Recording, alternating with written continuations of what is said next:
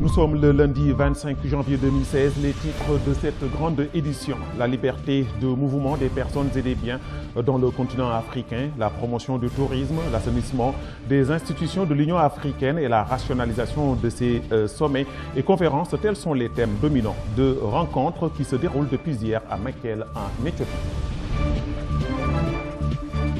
Le rapporteur des Nations Unies chargé de la torture et des traitements dégradants, M. Juan Ernesto Mendez, actuellement en visite dans notre pays, a eu des entretiens aujourd'hui à Nouakchott avec le ministre de la Justice mauritanien. Pékin et Djibouti avancent dans la construction d'une base militaire chinoise dans ce pays de la Corne de l'Afrique. La décision a été prise en novembre 2015 et les deux pays viennent de s'entendre sur la logistique. Bonsoir et bienvenue dans ce grand journal. Le rapporteur des Nations Unies chargé de la torture et des traitements dégradants, M. Juan Ernesto Mendez, actuellement en visite dans notre pays, a eu des entretiens aujourd'hui à Nouakchott avec le ministre de la Justice, Maître Brahim Ould Daddah, puis avec le commissaire aux droits de l'homme et à l'action humanitaire, M. Tourad Ould Abdel Malik. L'évaluation du premier décennal pour l'exécution de l'agenda de développement post-2063, la liberté de mouvement des personnes et des biens dans le continent africain, la promotion du tourisme, l'assainissement des institutions de l'Union africaine et la rationalisation de ses sommets et conférences, tels sont les thèmes dominants de rencontres qui se déroulent depuis hier à Mekelle en Éthiopie. Il s'agit de réunions du Conseil exécutif de l'Union africaine pour les dossiers stratégiques préparatoires de la 28e session ordinaire du dit Conseil prévue les 27 et 28 janvier courants et du 26e sommet de l'Union européenne qui aura lieu les 30 et 31 janvier courants à Addis Abeba. Notre pays est représenté à ces rencontres par une délégation conduite par la ministre déléguée auprès du ministre des Affaires étrangères et de la coopération chargé des affaires maghrébines, africaines et des Mauritaniens de l'extérieur, Madame Khadjetou Mbarek Fall. Clôture hier à Manama des travaux de la première session ministérielle du Forum indo-arabe qui a vu la participation des ministres des Affaires étrangères des pays arabes et leurs homologues de l'Inde. Monsieur Hamadi Ould Moïmou, notre ministre des Affaires étrangères et de la coopération, qui a représenté la Mauritanie à cette rencontre, a mis à profit ce déplacement pour s'entretenir avec son Altesse royale Cheikh Khalifa Ben Selman, le président du Conseil des ministres du Bahreïn. Un débat a été organisé ce dimanche par le Centre arabo-africain des formations et du développement. L'occasion était de mettre l'accent sur la relation entre l'appareil sécuritaire et les organes de presse. Un reportage de Tima Mintou Mohamed Badel. Le Centre arabo-africain d'information et de développement a organisé une conférence débat sur la relation entre l'appareil sécuritaire et les organes de presse. La rencontre a eu lieu ce dimanche 24 janvier au siège du centre sous le thème « Les médias mauritaniens face aux défis sécuritaires ». Elle a été l'occasion pour les intervenants de mettre l'accent sur le rôle de l'information et du journaliste dans la société. Le président du centre, Mohamed Salem Ouddar, dans son mot d'ouverture, a indiqué que les échanges entre les deux parties, médias et les forces sécuritaires, sont une nécessité. Selon Ouddar, l'évasion de l'islamiste Ould Cheikh a montré les défaillances au niveau de l'information.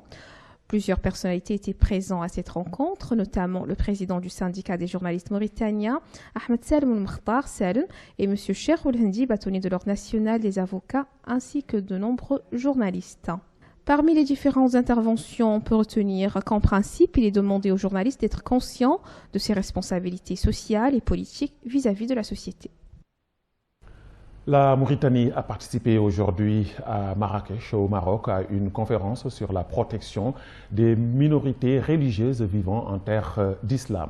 Cette rencontre est organisée par le ministère marocain des Aoukaf, en partenariat avec le Forum de renforcement de la paix dans les sociétés musulmanes que préside notre compatriote, le savant Cheikh Abdullah Ould Bouye. La Mauritanie est représentée à ces assises par le ministre des Affaires islamiques et de l'enseignement originel, M. Ahmed Ould Ahil Ould Daoud. Élection de l'académicien, le docteur Mohamed Ould Bouleiba à la présidence de l'Association des écrivains francophones de Mauritanie.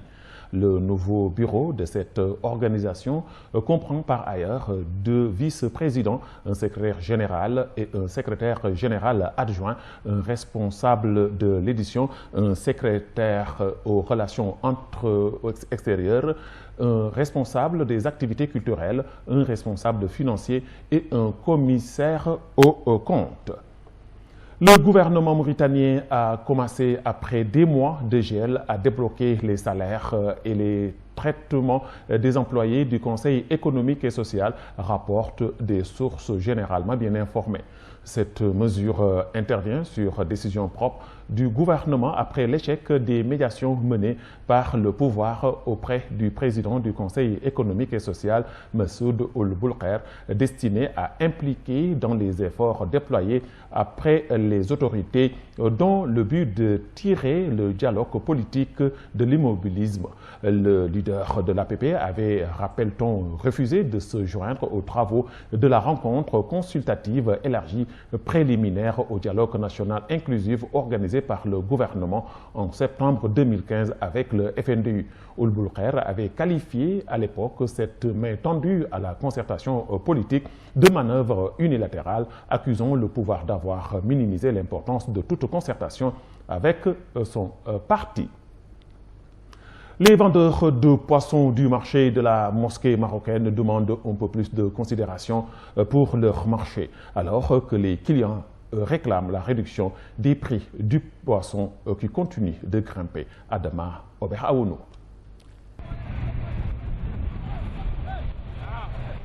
Le marché de poissons du carrefour de la mosquée marocaine est bien achalandé. Les étals de toutes sortes de poissons sont garnis sur les tables des marchands et marchandes. Des odeurs qui aiguisent les sens, les poissons sont frais, les poissons sont appréciés par la clientèle, mais le prix coûte cher selon certains. Les commerçants de ce marché ont tenu à profiter de cette occasion offerte par la chaîne Al Wataniya TV pour soumettre les doléances aux autorités du pays, afin que le gouvernement soutienne les vendeurs et vendeuses du poisson. À l'instar des marchés mauritaniens, celui des poissons au niveau de la capitale mauritanienne, Nouakchott, connaît des tas de difficultés que le gouvernement doit résoudre une bonne fois pour toutes. L'Association mauritanienne pour la santé de la mère et de l'enfant a présenté son rapport annuel sur les agressions sexuelles à Nouakchott. Le nombre d'agressions en 2015 s'élève à 122 cas. L'ONG note une baisse significative des agressions par rapport à 2014 et ses 159 cas de violences sexuelles. Sur les 122 victimes, 108 sont des filles mineures, 8 sont des femmes adultes et 6 sont des garçons, souligne Zeynabou Mint Taleb Moussa, présidente de l'Association mauritanienne pour la santé de la mère et de l'enfant. Selon le même rapport, tous les cas recensés en 2015 par l'ONG ont été portés devant la justice. 55 agresseurs ont été déposés en prison. Mint Taleb regrette néanmoins le fait que la majorité d'entre eux finissent par obtenir une mise en liberté provisoire. L'actualité internationale en bref et en images avec Tima Mintou Mohamed Badel.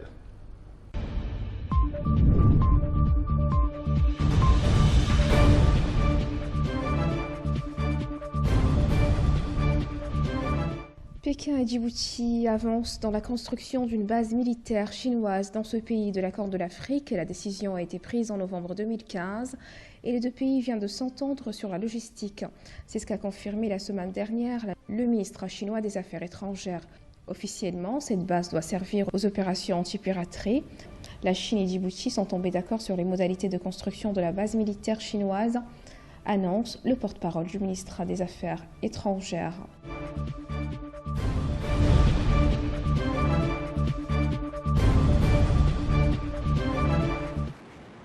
C'était l'un des principaux enjeux de la visite d'État de François Hollande à New Delhi. L'Inde et la France ont conclu un accord intergouvernemental pour l'achat de 36 chasseurs multirôles Rafale. Mais tout n'est pas réglé. Les modalités financières restent à définir, a annoncé ce lundi 25 janvier le Premier ministre indien. Pour François Hollande, c'est une étape décisive sur le chemin de la vente des chasseurs Rafale à l'Inde. L'accord signé ce lundi à New Delhi fixe les détails de ce qui sera livré et cela inclut notamment l'armement. Reste un détail non négligeable, le prix des 36 avions de combat qui reste en discussion.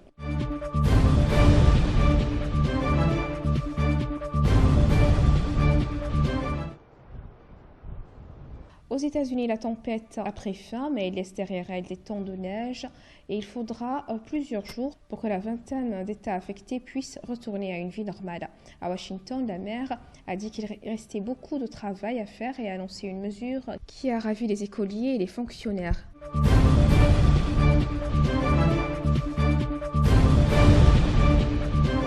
Pas d'annonce officiellement, mais à l'évidence, la conférence sur la Syrie prévue ce lundi 25 janvier à Genève devrait être retardée. On ignore quand elle pourra débuter. Les discussions de paix préparées par l'ONU devront en principe réunir les représentants de l'opposition et du régime de Bachar al-Assad. Du côté de l'opposition syrienne, difficile de négocier alors que les bombardements russes se poursuivent et qu'une quinzaine de localités sont actuellement assiégées par l'armée du régime de Damas. Difficile aussi de s'asseoir à la table de négociation si l'ordre du jour ne mentionne pas clairement une transition en Syrie avec le départ de Bachar al-Assad.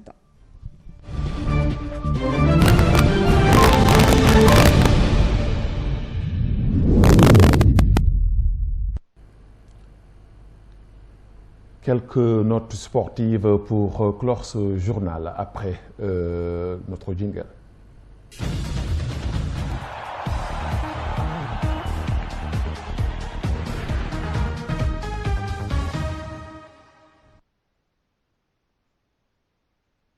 Frappé après les révélations sur le contrat madrilène de Gareth Bale. C'est au tour de Mesut Ozil de voir les détails de son accord avec Arsenal rendu public. Un contrat que le Real a manifestement bien ficelé après avoir sévi sur les dossiers George Jesus et tout récemment Gareth Bale levant le voile sur le vrai prix du Gallois à son arrivée au Real Madrid sans 1 million d'euros. Le site luthusien s'attaque au cas de Mesut Ozil, officiellement transféré de la Maison Blanche à Arsenal pour 55 millions d'euros en septembre 2013. Le PSG a-t-il un nouveau patron? La question se pose alors qu'un Parisien semble enfin en mesure de faire de l'ombre à l'omniprésent Zlatan Ibrahimovic, débauché du côté de Manchester United pour 63 millions d'euros cet été. Angel Di Maria s'est encore distingué ce week-end contre Angers, inscrivant un super doublé pour porter son total à 8 réalisations cette saison. Passeur décisif à 9 reprises également, l'Argentin est ainsi impliqué dans 17 buts au PSG en seulement 16 matchs. L'équipe de France a remporté ce dimanche le relais d'Antolz-Onter-Velva devant la République tchèque et la Russie, le premier podium de l'hiver pour les Bleus et le premier succès depuis plus de 4 ans. Un succès plutôt inattendu pour les tricolores qui étaient à la recherche de leur premier podium de l'hiver et qui n'avaient plus gagné depuis plus de 4 ans. Et le mois de janvier 2012, c'était déjà à Antloz-Alter-Selva. Ce journal est à présent terminé. Merci de l'avoir suivi. Avant de nous quitter, le rappel des titres. La liberté de mouvement des personnes et des biens dans le continent africain, la promotion du tourisme, l'assainissement des institutions de l'Union africaine et la rationalisation de ses sommets et conférences, tels sont les thèmes dominants de rencontres qui se déroulent depuis hier à Mekelle, en Éthiopie. Le rapporteur des Nations Unies chargé de la torture et des traitements dégradants, M. Juan Ernesto Méndez, actuellement en visite dans notre pays, a eu des entretiens aujourd'hui à Nouakchott avec le ministre de la Justice.